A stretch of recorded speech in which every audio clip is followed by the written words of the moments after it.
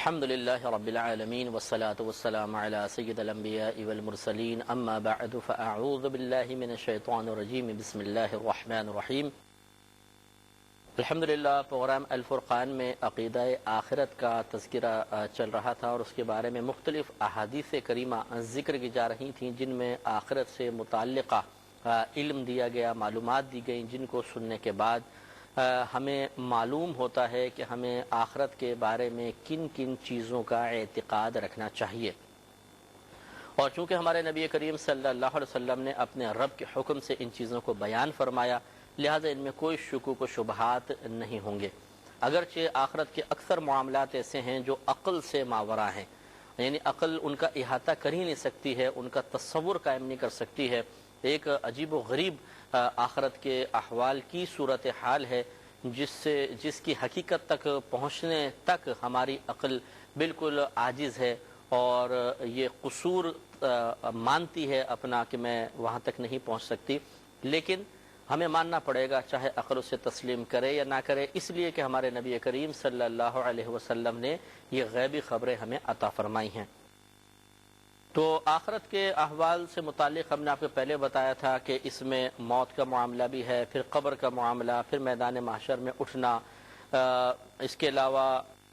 قرب قیامت کی بڑی علامات، پھر سور پھونکنے کا معاملہ، اسی طرح اللہ تعالیٰ کی بارگاہ میں حاضر ہونا، میدان محشر کا قائم ہونا، حوض کوثر،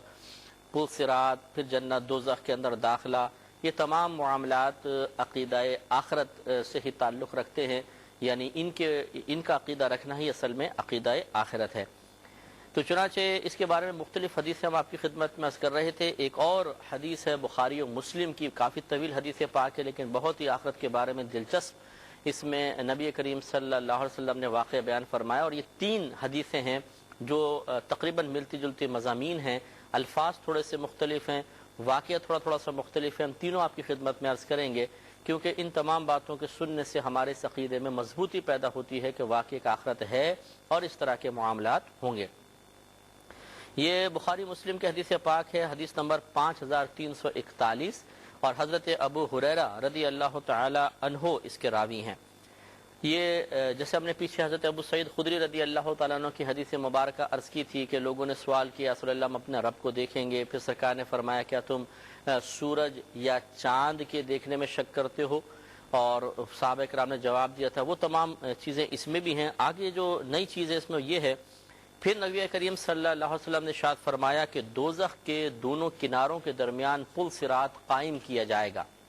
تو جو پیغمبر اپنی امت کے ساتھ نکل کر گزریں گے میں ان میں سب سے پہلا ہوں گا، اور اس دن سوائے رسولوں کے اور کوئی کلام نہیں کرے گا، اور رسولوں کا کلام اس دن اللہ تعالیٰ کی بارگاہ میں ہوگا یا الہی سلامت رکھ، یا الہی سلامت رکھ، یعنی پل صراط کے پاس نبی کریم ارشاد فرما رہے ہیں کہ سب سلم سلم کہہ رہے ہوں گے۔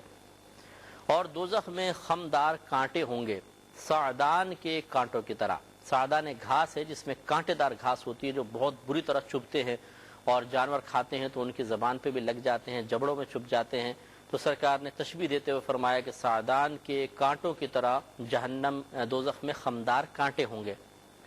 جن کی بڑائی اللہ تعالیٰ کے سوا کوئی نہیں جانتا، یعنی کتنے بڑے ہوں گے اللہ ہی بہتر جانتا ہے۔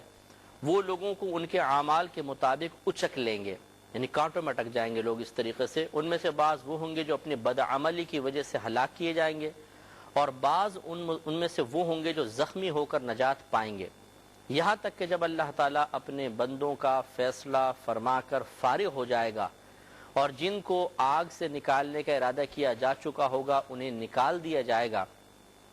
تو ان لوگوں نے وہ لوگ ہوں گے جنہوں نے لا الہ الا اللہ کی گواہی دی ہے، تو اللہ تعالیٰ فرشتوں کو حکم دے گا کہ انہیں بھی نکال دو جو اللہ کی عبادت کرتے تھے، یعنی جو گناہوں کی کثیر گناہوں کی وجہ سے چلے گئے لیکن عبادت بھی ان کے پاس تھی، جس کی علامت خود سرکار فرماتے ہیں کہ وہ فرشتے انہیں سجدے کے نشانوں سے پہچانیں گے، یعنی ان کے گویا کہ وہ نمازی ہوں گے، نہ ماتھے پہ پیشانی پہ سجدے کا نشان ہوگا، لیکن کوئی بدعمالی ہوگی جس کی وجہ سے جہنم میں چلے جائیں گے۔ تو سرکار مدینہ صلی اللہ علیہ وسلم ارشاد فرماتے ہیں کہ اللہ تعالیٰ آگ پر یہ ناممکن کر دے گا کہ سجدے کے نشانوں کو جلائے، پورا بدن جل سکتا ہے، کوئلہ ہو جائے گا لیکن سجدے کا نشان نہیں جلے گا، چنانچہ فرشتے اس سے پہچان لیں گے۔ چنانچہ انسان کے سارے جسم کو آگ کھائے گی سوائے سجدے کے نشان کے، تو وہ آگ سے نکلیں گے اس حال میں کہ جل کر کوئلہ ہو چکے ہوں گے، پھر ان پر نہر حیات کا پانی بہایا جائے گا تو وہ اس طرح اگیں گے جیسے دانہ سیلاب کے اوپر کوڑے پر اگتا ہے۔ یہاں تک تو تقریباً پچھلی بات ہے، لیکن آگے سرکار بیان فرماتے ہیں پھر ایک شخص جنت اور دوزخ کے درمیان باقی رہے گا، اور وہ تمام دوزخیوں میں سے سب سے آخری شخص ہوگا جو جنت میں داخل ہونے والا ہوگا۔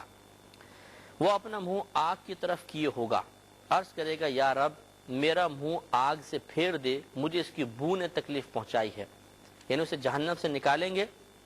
تو اس طرح ہوگا کہ اس کا رخ جہنم کی طرف ہی ہوگا، اور وہ پلٹنے پہ قدرت نہیں رکھے گا، تو اللہ تعالیٰ کی بارگاہ میں عرض کرے گا اللہ تعالیٰ بس تو میرا منہ اس سے پھیر دے، اس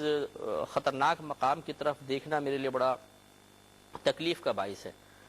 تو وہ کہے گا کہ اللہ تعالیٰ اس آگ سے میرے منہ کو پھیر دے، اس کی بو نے مجھے تکلیف پہنچائی ہے اور اس کی تیزی نے مجھے جلا دیا ہے۔ میں بہک سکوں